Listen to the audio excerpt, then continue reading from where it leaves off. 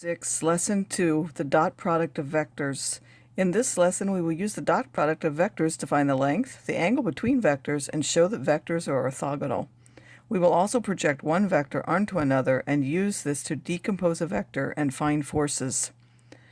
The definition: the dot or inner product of u with components u1 and u2 and v, vector v, with components v1 and v2 is the number the vector of u times the vector of v, in which we multiply the first components together and then the second components together and add the two answers. So again, we multiply the first components and then we add the two second components multiplied together. This is called the dot product. Here we were given them in component form. If they were written in ij form, which is the same vector, so u1, u2 in component form is u1i plus u2j, and v1, v2 in component form is v1i plus v2j. Using the standard unit vectors, we still get u1, v1 plus u2, v2, where here we multiply the first things, we multiply the second things, and we add their result again. Properties of a dot product that are important to remember is that the dot product in either order gives you the same thing. So I could do the dot product of u with v or v with u, I'll get the same result.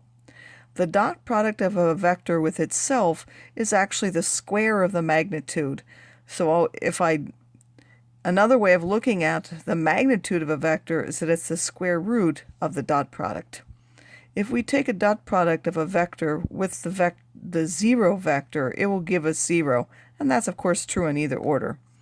It is also distributive, meaning if we're doing the dot product of a vector with the sum of vectors, we could have taken the dot product of each one separately and then added those as if we were distributing it across. And that's true whether the dot product is written with the vector before or after.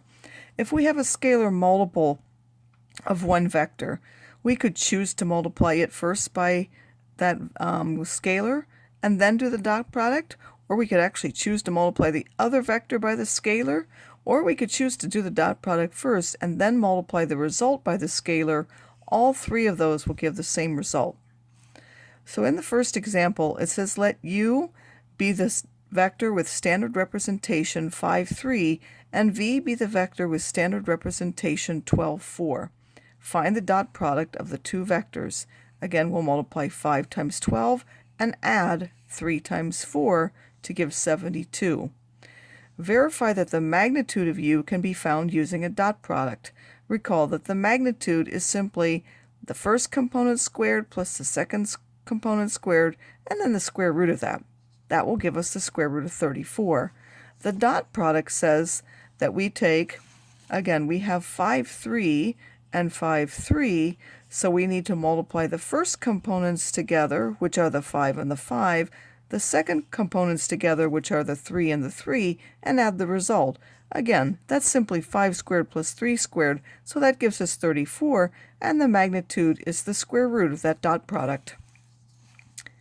A main result that we're going to use is if we have two vectors, u and v, and we want to know the angle between them. So this being vector u and this being vector v, and we want to know the angle between those two vectors, then the angle between them is we take the dot product of u and v, and then we divide by the magnitude of each vector.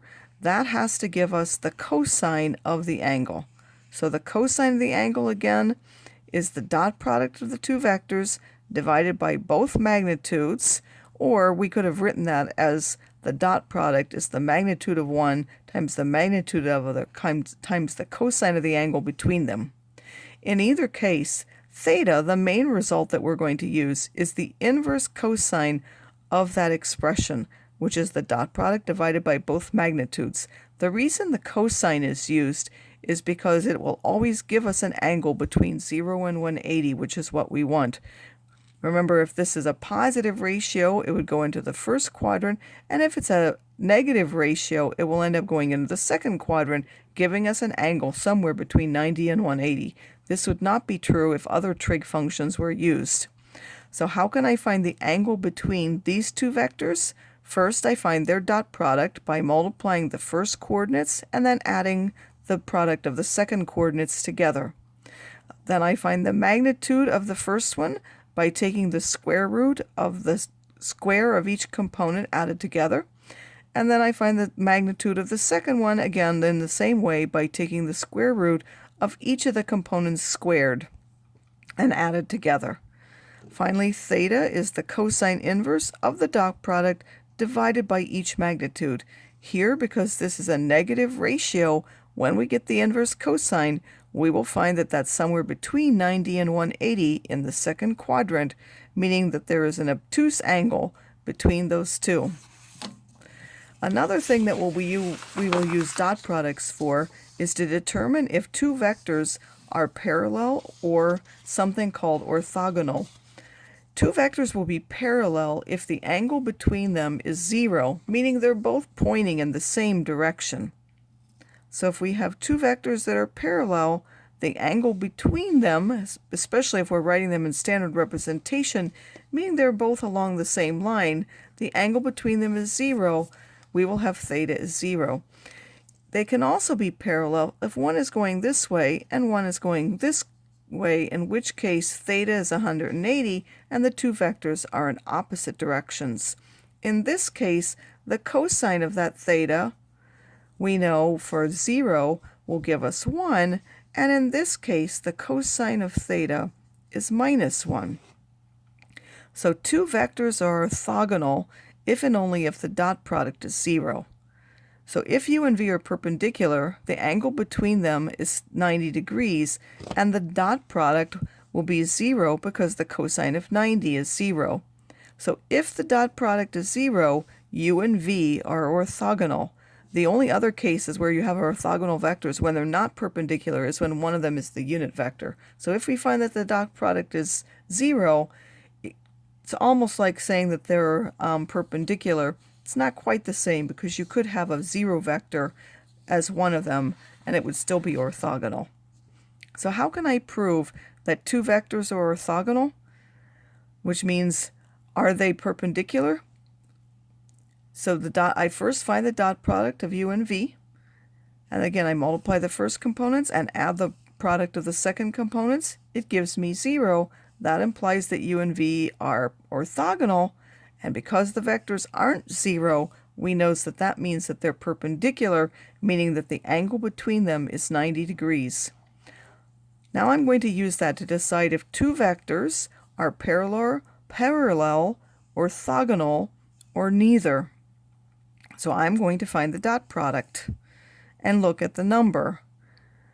The dot product is not 0, so they're not orthogonal. Then I'm going to find the angle between them instead. So I'm going to find the magnitude of u, the magnitude of v, and then I'm going to take the cosine inverse of the dot product of the two divided by both magnitudes. That gives me -1. Because that's -1, I know that has to be 180 degrees. So they're parallel and in opposite directions.